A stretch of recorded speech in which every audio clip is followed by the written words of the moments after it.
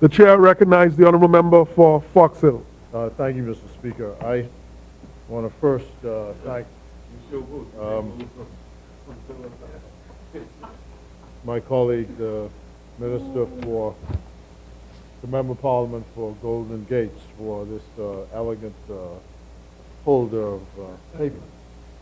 I was remarking that we're supposed to be all equal and not some more equal than others. So good. Now I've got mine. I came with a cardboard folder. I want to thank you profusely. Mr. Speaker,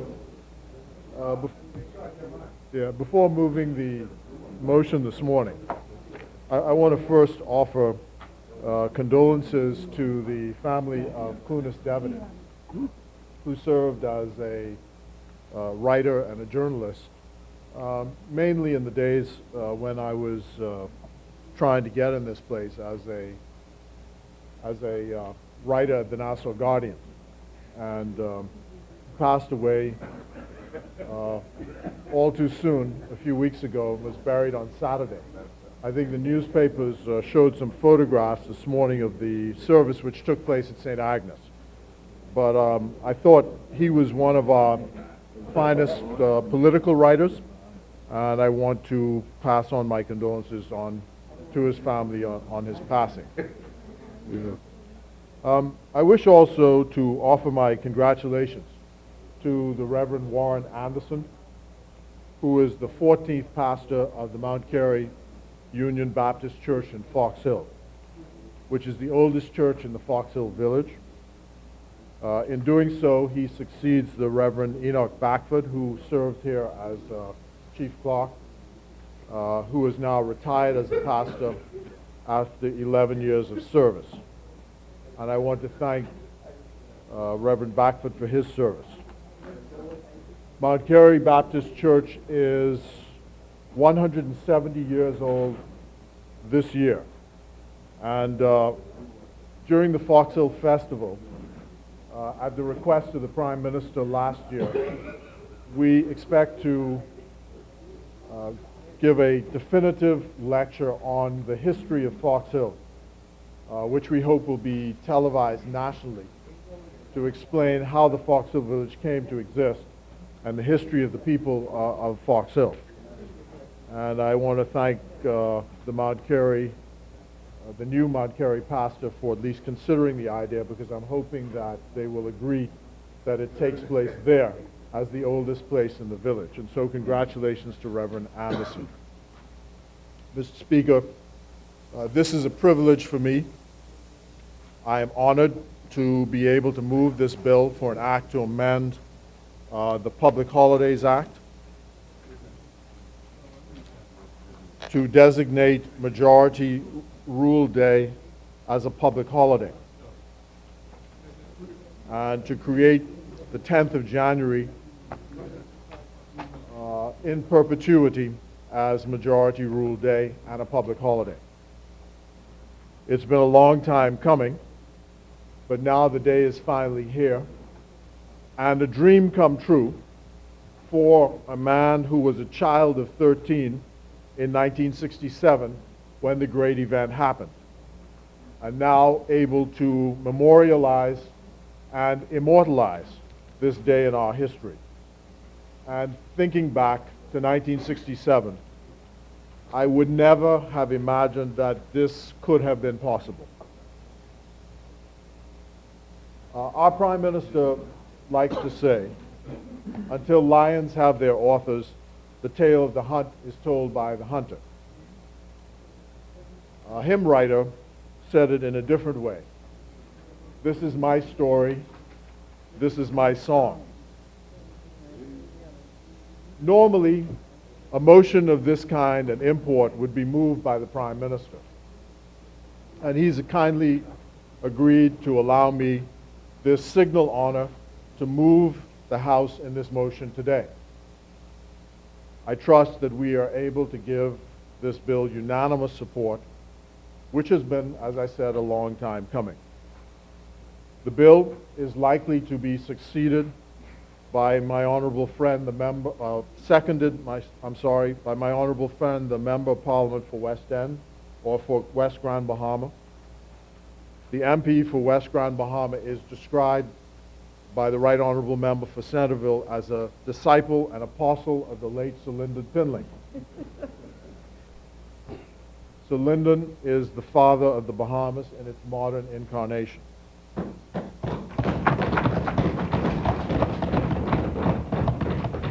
And no doubt, the Member of Parliament for West Grand Bahama will provide his unique experiences in that rare privilege of being a friend, confidant, and protege of the Founding Father. This day, then, should at its end not only succeed in the passing of this bill, it should also be a history lesson from a unique and personal perspective, and provide for younger ones a social perspective which is missing from the history books, coming in the mover and the seconder of the motion from people who were there when many of the events unfolded. As I speak today, I wish to pay tribute to those heroines and heroes of the day we now call Black Tuesday, the 48th anniversary of which passed quietly last week on the 27th of April. It was on that day that the last of the historical milestones or markers before the 10th of January 1967 was laid down. And in this connection, I wish to remind the House of the biblical injunction from the book of Joshua. When your children shall ask their fathers in time to come, saying, "What mean these stones?" Then you shall let your children know, that all the people of the earth might know the hand of the Lord, that it is mighty, that we might fear, stand in awe, to revere the Lord your God forever. The question is, what mean these stones? And I go to the biblical injunction because throughout the march toward majority rule, the history of the country is in fact infused by our leaders and their connection to the church, to Christianity, and the Bible. In fact, as I was reviewing this matter this morning, Michael Creighton, in his seminal work, A History of the Bahamas, points out that just before the 1967 general election, he writes, besides this, an enterprising Nassau preacher reminded his congregation that it was on the 10th day of the first month that the Israelites were led out of captivity in Egypt. And the PLP voters went to the polls singing the theme song, Exodus, as their anthem. So it infuses the whole struggle. In 1976, I was an employee of the Bahamas Information Services. And from that year onward, I worked, in retrospect, I'm sure it's not literally this, but in retrospect, I worked now, it seems like almost every day with Lyndon Pinley, from sun up to sundown, until about 1983. And it was during that time I was asked by Sir Lyndon to design the formal opening of the PLP's National Convention. This ended up including summaries of the history of the party by a group known as the National Alliance of the Progressive Liberal Party, headed then by Sean McQueenie, and of which I was a member. And the summaries of the history of the struggle were read out each day at the start of the convention.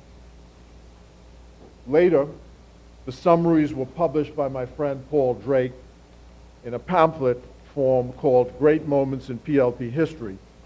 And that pamphlet is now a much larger work, which is now in its third edition. And I tried to provide most members with copies of this at some point, but this is the current edition.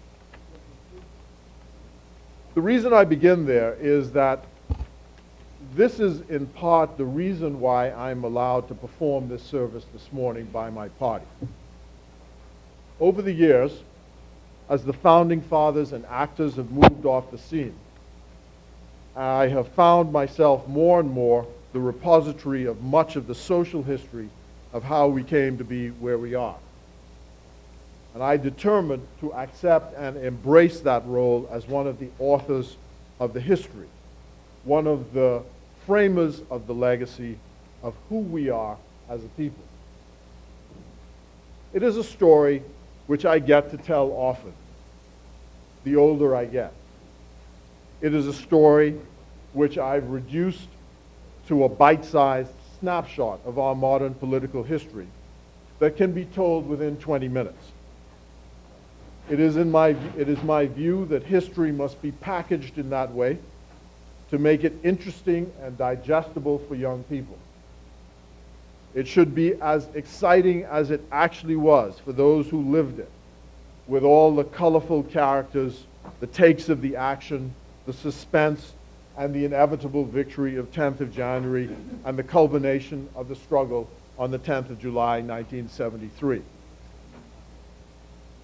I developed a construct which traces the modern political history as a line of events beginning with the Burma Road riots of 1942 and ending with independence in 1973.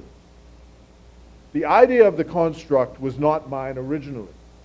It is actually that of the late Dame Doris Johnson, who wrote a book called The Quiet Revolution. It is she who pieced the story together of how we overcame and made it into this bite size that we can use today. The beginning point then is the Burma Road riots of 1st and 2nd June 1942. The official story of these riots can be obtained from the records of the House. One is the 1943 Commission of Inquiry report called into what they call the disturbances, commissioned by the then Governor David Windsor. The other is the Select Committee report of the House of Assembly headed by Stafford Sands.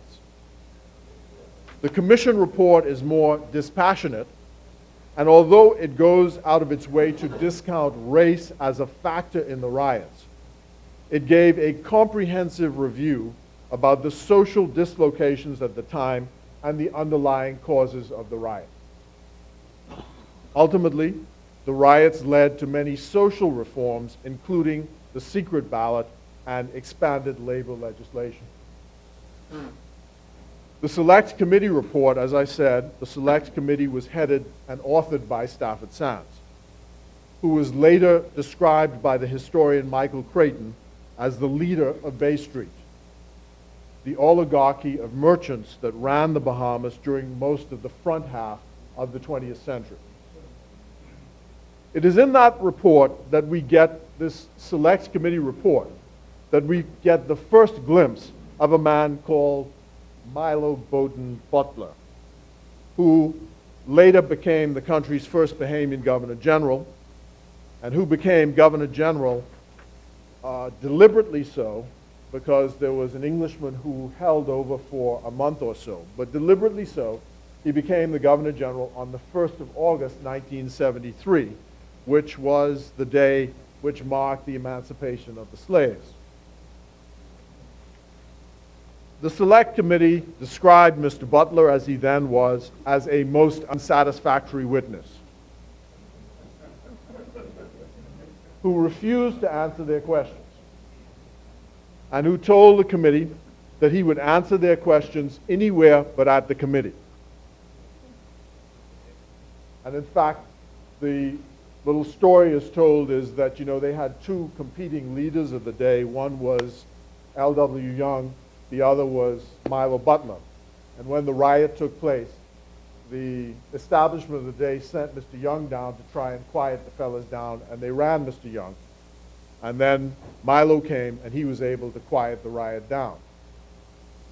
So Milo Butler begins to emerge as the most prominent of a small group of black members of Parliament who were seeking to depose the oligarchy that ruled the country, known as the Bay Street Boys.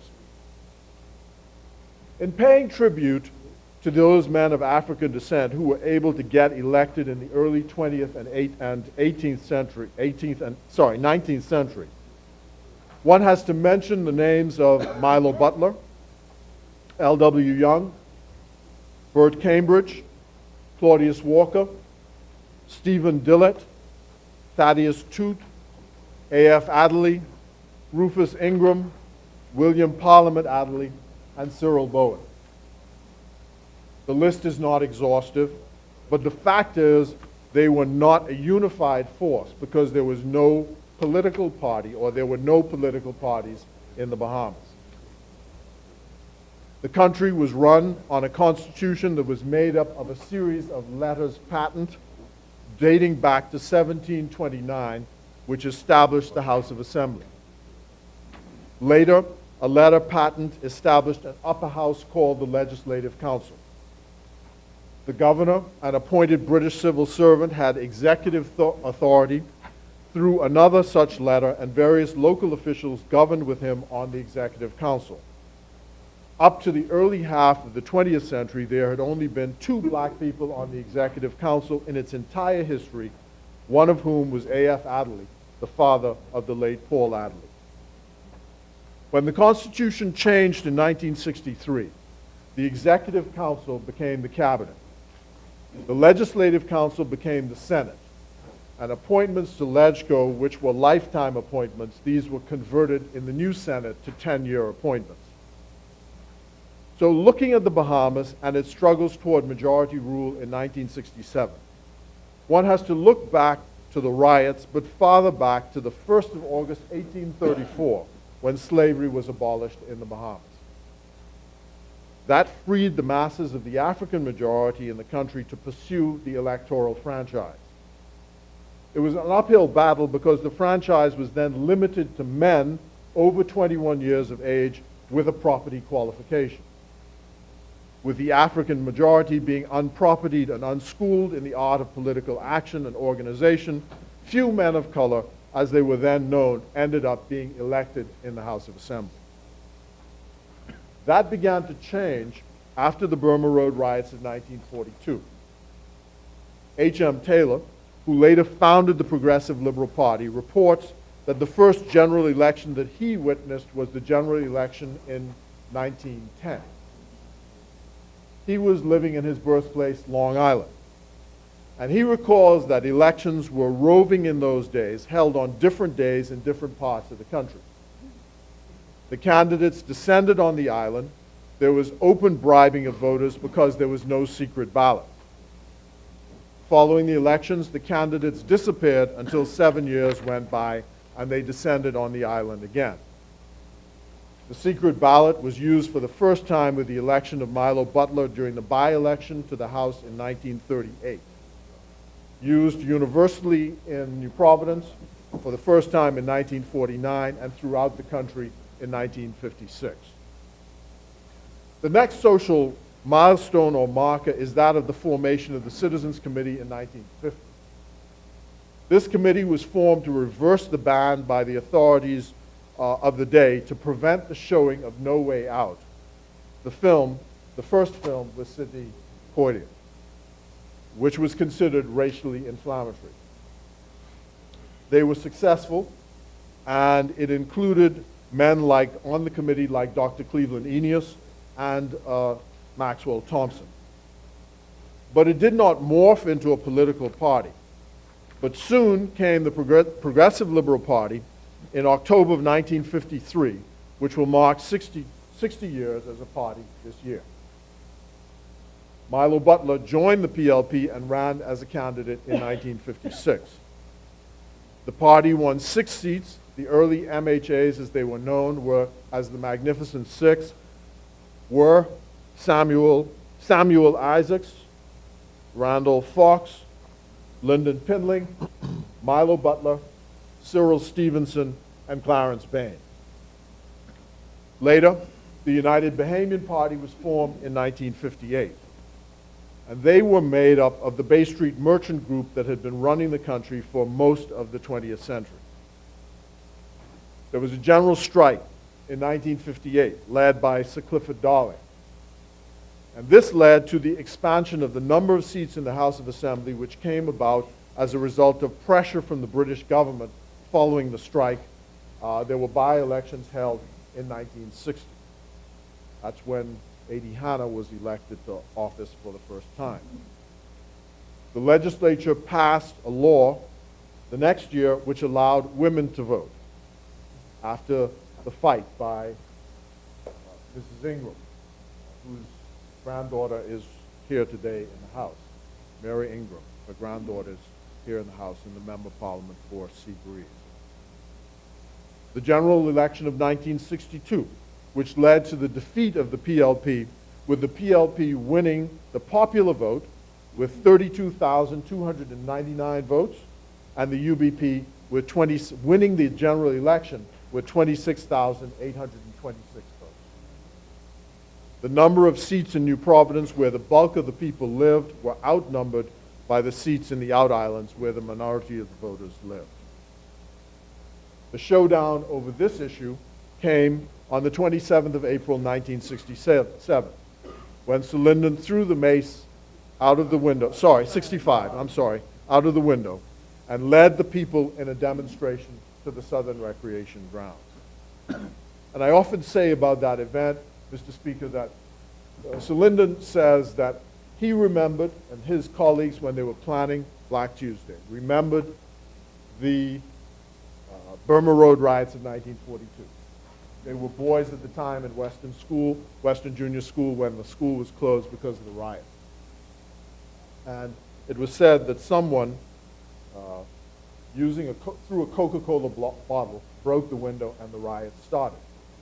So when they were planning Black Tuesday, they were very careful that that would not repeat itself, that there would not be any riot arising out of Black Tuesday. I happened to meet John Bailey, who was the magistrate who read the Riot Act on Black Tuesday. And he was telling me that on that day, he ended up being the magistrate reading the Riot Act because all the black magistrates packed up and left and went home early. And he was the only one in the office. So when the police came and said, well, it's you have to read the Riot Act. And he went out and did so and then disappeared quickly afterwards. But of course it wasn't necessary because the people were led off the scene to the Southern Recreation Ground. In between 1962 and 1967, the Constitution changed. There was electoral reform. There were no longer multi-member constituencies, no property or company vote. There was a Boundaries Commission which delineated the boundaries according to a formulation which still obtains today. The general election of '67 was therefore fought on the basis of universal adult suffrage for the first time in the Bahamas. That meant that all people of full age then, 21 or above, whether male or female, could vote in the Bahamas without any requirement for property qualification, and the majority expressed its will on the 10th of January, 1967. It was an unbelievably joyous day. I've left out, up to now, the subtext to much of this, which is what some would call the 800-pound gorilla in the room. I introduced it not through my own analysis, but borrowing heavily from the historians, Michael Creighton, who wrote A History of the Bahamas, which I spoke about earlier, History of the Bahamas, and Colin Hughes, who wrote the former partner of McKinney, Bancroft and Hughes, who wrote Race and Politics in the Bahamas. The two works, I think, fairly characterize what we know to be the position in our country with regard to race, and that is, in our politics, it has been throughout the 20th century the major cleavage in our politics. It dominated the debates and choices, and indeed the PLP became associated with the African majority in the country and the UBP with the European minority. I use the nomenclature African deliberately because when I was born, and if you go today to go and get my birth certificate today from the registry in the Bahamas, you will find on my birth certificate a legend which describes my race. There are 3 letters assigned to each of the groups in the Bahamas. E is for European, A for African, and M for mixed. And my birth certificate says A for African. So race was a part of the earliest designation of every man, woman, and child born in this country in a certain age, of a certain age. The age in which we lived, into which I had been born and into which I grew up, was infused, therefore, with the struggle for racial justice for the African dispossessed majority. There is no escaping from that historical fact. We continue to struggle today with the negative fallout from a history of racial oppression, from the economic consequences of slavery, and the negatives associated with all that is African. Even conservatives like Etienne Dupuche were involved in this struggle. When he led the historic resolution in the House of Assembly to decry racial discrimination in public places, which resolution was opposed by the ruling Bay Street group, but which was nevertheless passed by this honorable House in 1956. Colin Hughes's work is instructive on the issue of race and how it dominated the politics of the country. And he had no doubt that this was the backdrop to the changes which took place in 1967. In fact, the dominant factor in the general election, and I would add, in the liberation of the country's politics. That is why 10th January 1967 could then be described by the Right Honorable Member for Centerville as perhaps the single greatest day in our history since the emancipation of the slave in 1830.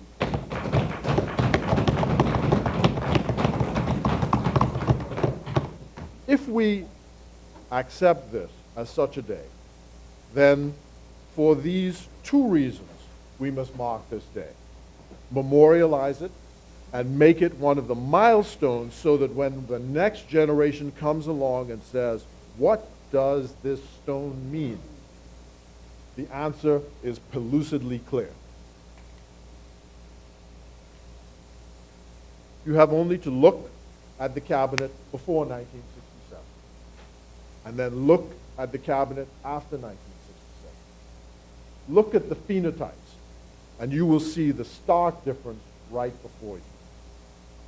So one aspect then of majority rule is that the African majority in the country won governance of the Bahamas for the first time. But the second and more encompassing and compelling reason is this, that the will of the majority was freely expressed for the first time in that result of 1967. And it was the expression of a free and fair vote with universal adult suffrage. Others have called to say, in their view, that the second is more compelling than the first. But in my view, both are compelling, and I would only say that both are important and add that it is both stories we have to tell.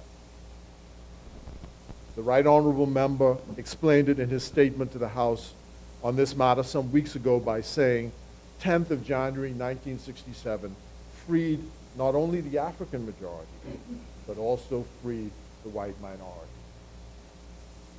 It is for these reasons that we bring this bill today. And we salute the men and women who fought so hard to bring about majority rule, and it is in tribute to them that we create this holiday. We pay tribute to the late Sir Randall Fox and Sir Alvin Brennan, who heard the call loud and clear and sealed the people's victory. May I turn now to the regime which the bill employs to accomplish what we seek to do. There are 3 ways that a holiday can be created in this country. One way is by being part of a list of holidays that are appended to the Public Holidays Act. The other is by passing a specially dedicated act. The other is by order of the Governor General. The Governor General may declare any particular day a holiday. This last method is employed when, for example, there is a hurricane coming and the government wishes to close the town down. Last year, the town was closed for 2 days on one such occasion. The route that is being employed in this case is that of amending the list of holidays so that the 10th of January becomes an annual holiday, and in that regard joins the following as annual holidays: New Year's Day, Good Friday, Easter Monday, Whit Monday, Labor Day, Independence Day, Emancipation Day, Discovery Day, Christmas Day, and Boxing Day. That, by my count, is 10. There is, in addition to every Sunday, there is, of course, in addition, every Sunday is also a holiday. So in addition to these annual holidays, every Sunday is also a holiday.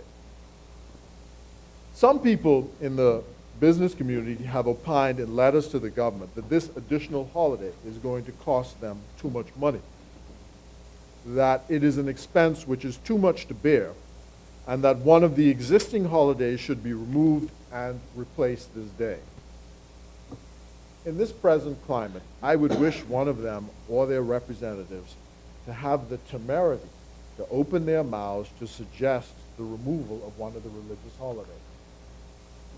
The fact is that Discovery Day, which has already been replaced by law of this Parliament with National Heroes Day as the second Monday in October, that's already been done. The only holidays left, therefore, are the religious holidays, unless you want to trouble Labor Day, Independence Day, and Emancipation Day. Which one of those would they have us remove? Would the business community want us to remove Christmas Day instead of the 10th of January, 1967? Mr. Speaker, I would only say this.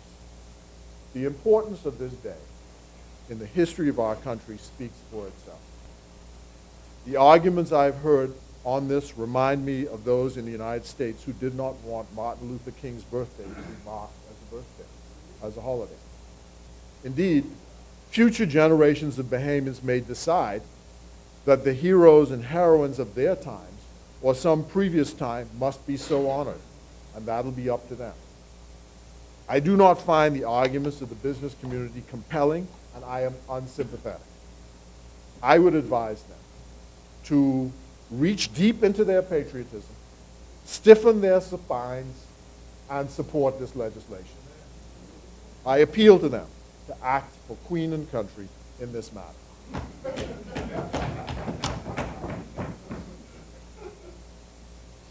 Which leads me on to the question, what do these stones mean? By passing this legislation, I hope that this House embraces the message of majority rule.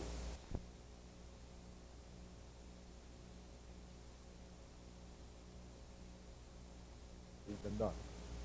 The only holidays left, therefore, are the religious holidays, unless you want to trouble Labor Day, Independence Day, and Emancipation Day. Which one of those would they have us remove? Would the business community want us to remove Christmas Day instead of the 10th of January, 1967? Mr. Speaker, I would only say this. The importance of this day in the history of our country speaks for itself. The arguments I've heard on this remind me of those in the United States who did not want Martin Luther King's birthday to be marked as a birthday, as a holiday. Indeed, future generations of Bahamians may decide that the heroes and heroines of their time or some previous time must be so honored, and that'll be up to them. I do not find the arguments of the business community compelling, and I am unsympathetic. I would advise them to reach deep into their patriotism, stiffen their spines, and support this legislation. I appeal to them to act for Queen and country in this matter.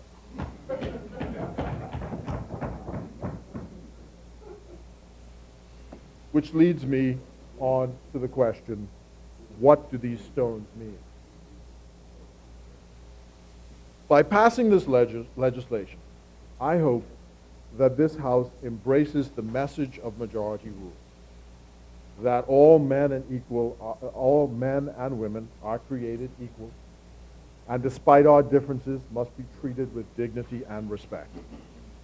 We remember in aid of this injunction, the injunction of Martin Luther King Jr., it is the content of our character, not our skin color, our orientation, our gender, our nationality, our social status, our creed, which determines how we are treated.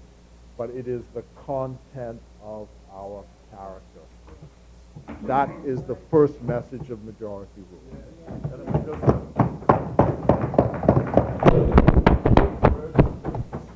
In this, we still have, as Robert Frost says, miles to go before we sleep. We teach the history of our country, and we leave these stones behind. These milestones behind, like the statues on Easter Island or the rocks at Stonehenge, to let those who come behind know that we were here and the values for which we stood. I spent my entire public life fighting to create a liberal democracy, one that embraces the most virulent racists on the one hand and the most dedicated civil libertarians on the other. I love the vigor of debate and the cut and thrust of what Sir Arthur Folkes calls the untidiness of politics. And I don't get concerned or offended by ideas of a rigid decorum being breached. I came up in an activist tradition, and I identify with activists. I worked hard to create a country where orthodoxy is challenged and challengeable. So I understand the passions of students and demonstrators, and I identify with them. In our philosophy, which built the people's movement, we said Bahamians would come first. We built this nation when others who enjoy its benefits revolted against the very thing they now enjoy. For example, it is so ironic that the Tribune, that is the implacable foe of the government, for which the government can do nothing right except disappear and apologize on our knees, is a rich and wealthy and powerful organization today because of a single decision of our predecessors not to allow the sale of the Tribune to foreigners. They kicked and screamed then. Today, they're still kicking and screaming, but they are richer than Croesus. And the PLP did that by saying Bahamians first.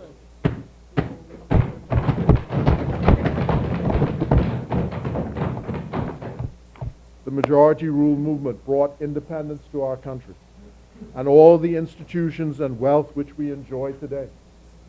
The ordinary man and woman fought and demonstrated in the streets, so today Darrell Miller can demonstrate in the streets and call for equality of Bahamians in the gambling laws. That's what majority rule generation did for us.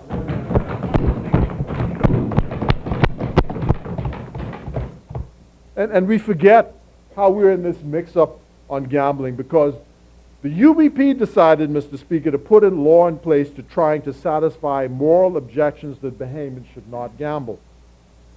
So how then, Mr. Speaker, today, could anyone open their mouths and suggest that the people's movement would be against the cry of Bahamians for equality in that regard? How can they do that?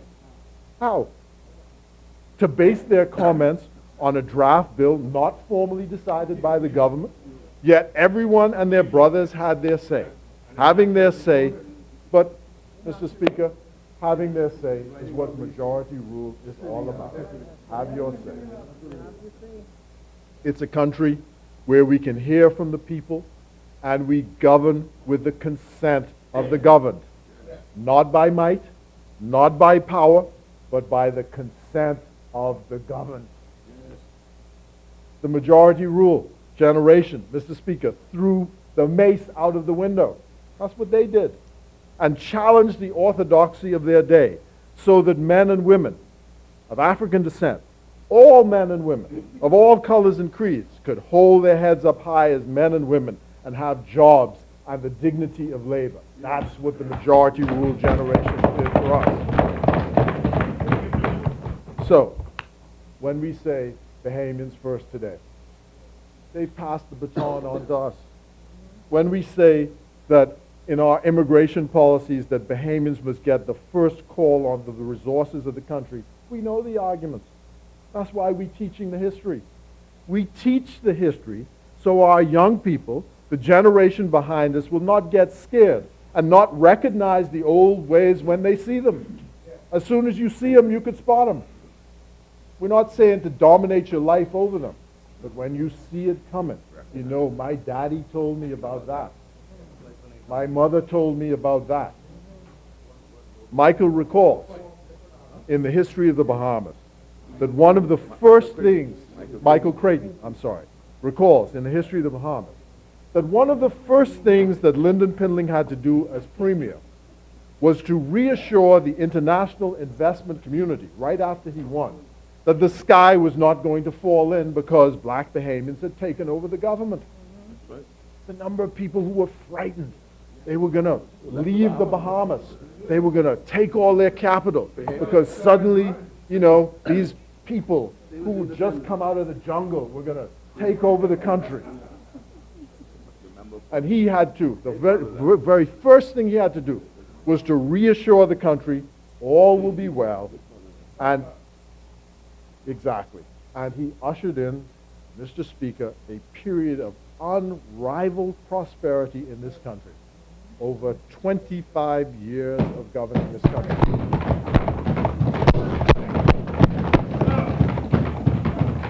So, when the younger ones see this, remember these are the same people 40 years ago who were opposing Pindling and wanted us to apologize. All we are saying is we're standing up for the principles of the square deal. When he said, look up and move on. You know, there was a whole campaign at the time because some people got the impression that because we had taken over, he didn't have to work anymore. So there was a campaign throughout all of the hotels, led by the new administration, to say, you have an even greater responsibility now to work hard, to make this thing work. As Margaret Thatcher said, this is no time, Mr. Speaker, to go wobbly. We must stand firm in the face of what Lyndon called the relentless winds. I pay tribute, sir, to our stalwart counselors. You know, someone from a public platform called them geriatrics. But these are the ones who helped to get us elected. During the time, Mr. Speaker, we were in opposition. These same seniors, who some people revile today, who did not have to depend, now remember, they're independent because they're retired, so they didn't have to depend on income from any employer. So they had plenty of time and energy to work. And they stood with us. They fought for us to get reelected. They were from Pindling's generation, the majority rule generation that fought the orthodoxy of their day, and they did not want a return of a country to return right back to where they started. So, in addition to their own manpower and woman power, they lent us their children and their grandchildren to fight for our re-election. Now today, having done so, we owe them big time. And, you know, I pledged to them that I would not forget And there's a woman up in Grand Bahama. Her name is Betty Sweeting. Called her name plenty times. And she, over the last months, named Betty Sweeting, very slight lady, afro, single-handedly organized a revolt in Grand Bahama on these immigration issues, organizing the stalwart counselors and helping to bring about substantial change in the labor market in Grand Bahama. Ask the Member of Parliament, the Minister for Grand Bahama. She reminds me so much, Mr. Speaker, of Ena Hepburn and Effie Walks, and Charlene Marshall, and Charlene Curry, and Altamese Isaacs, and Tammy Ferguson, and Calvin Brown. Whatever wind blows, they are for us. These are fearless people who fight for us, and so we cannot abandon our principles, because the same people who opposed us 40 years ago are still calling us ignorant and ugly and no good because we're fighting for our people. Not going to happen.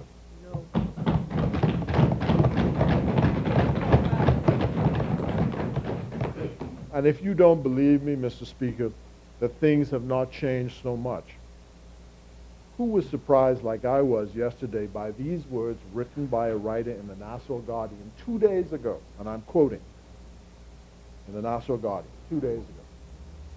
And I quote, "In an age when most people consider dark skin color and kinky hair to be unattractive," this is how the article starts.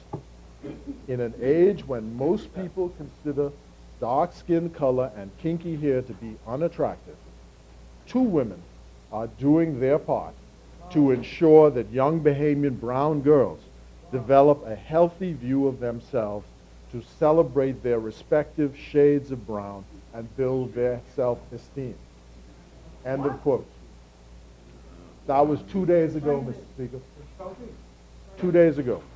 And there is now a club called the Pretty Brown Girl Club, led by Anita Bain and Yolanda Darville. And I say hats off to them. Hats off. Hats off. But this is now today. My point is, Mr. Speaker, we have miles to go before we sleep. There is still work to do.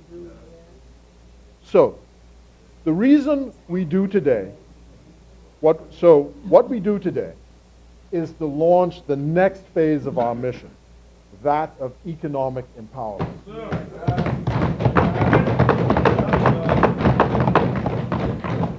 We must empower our people. I pledged when I was running for re-election last time that, given my age and the life expectancy at birth of males in my generation, which is just about 68 years of age, there are certain things which are on my must-do list. This bill is one of them. This bill is one of them. The other is economic empowerment. And I have three people who, in my political life, have befriended me, who are business people. One in Exuma, another in Abaco, another in Bimini, and I won't call their names. And in making the case to me in various ways, they've said that if we empower them, they will be able to take care of many other Bahamians, to be able to support our party when it comes out of power. And I told them I am with them, and I will use every legitimate means in my power as quickly as I can, every ounce of my lobbying skills, to make sure the government, of which I am a part, says yes to these young entrepreneurs. Whether it's Crown Land, to help at the bank for licensing, we must start to empower our people.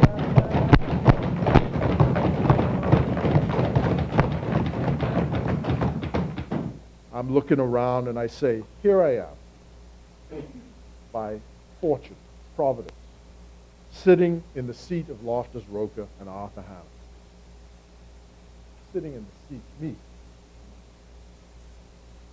And like my old godfather used to say, Levi Gibson, I don't give a tinker's damn what is said about this or that.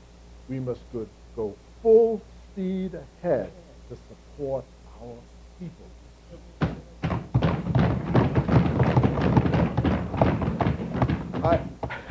I ask myself, Mr. Speaker, why isn't my classmate Sandy Sands running Bahamas? Why? Why isn't Russell Miller, that's Albert Miller's son, one of the best trained hoteliers in the country? Why isn't he running Atlantis? Why isn't Vincent Vanderpool running Atlantis? Well, what? Well, what's the reason? They're Bahamian. They're Bahamian. You're trying to tell me in this day and age, when we've been in tourism for hundreds of years, we cannot find one Bahamian to be in charge of a hotel in this country? Not one?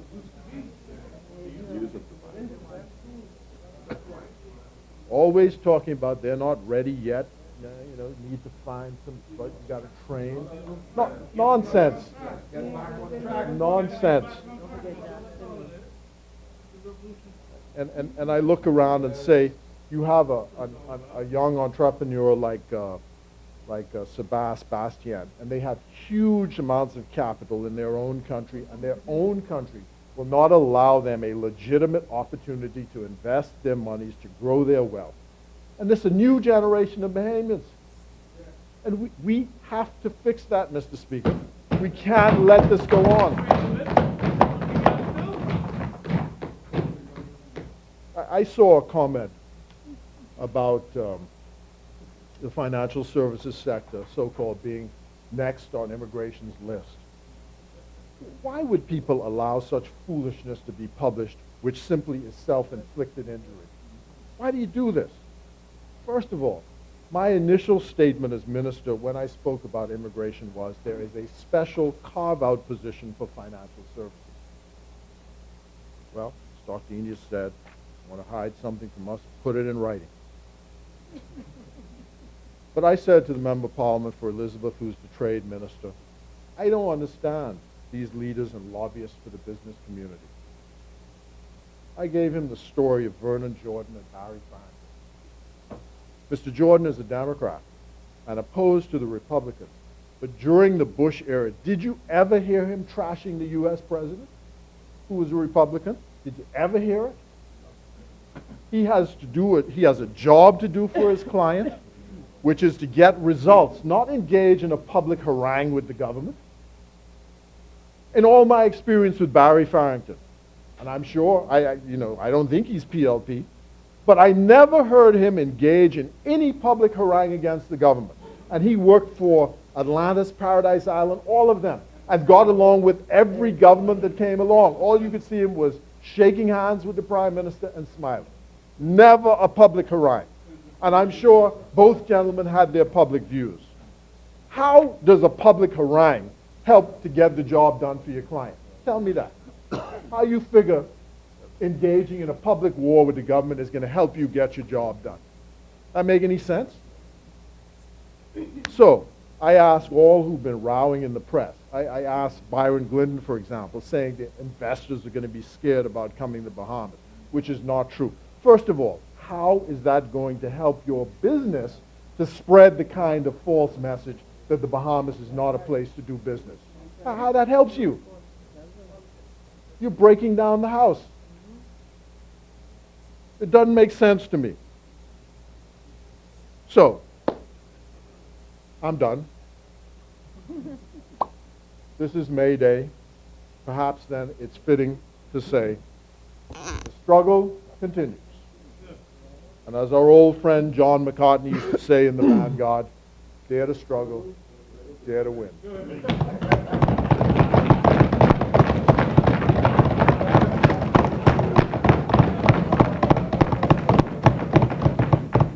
And so, I commend this bill to the House.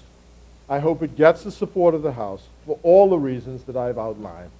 God bless the Commonwealth of the Bahamas and you all.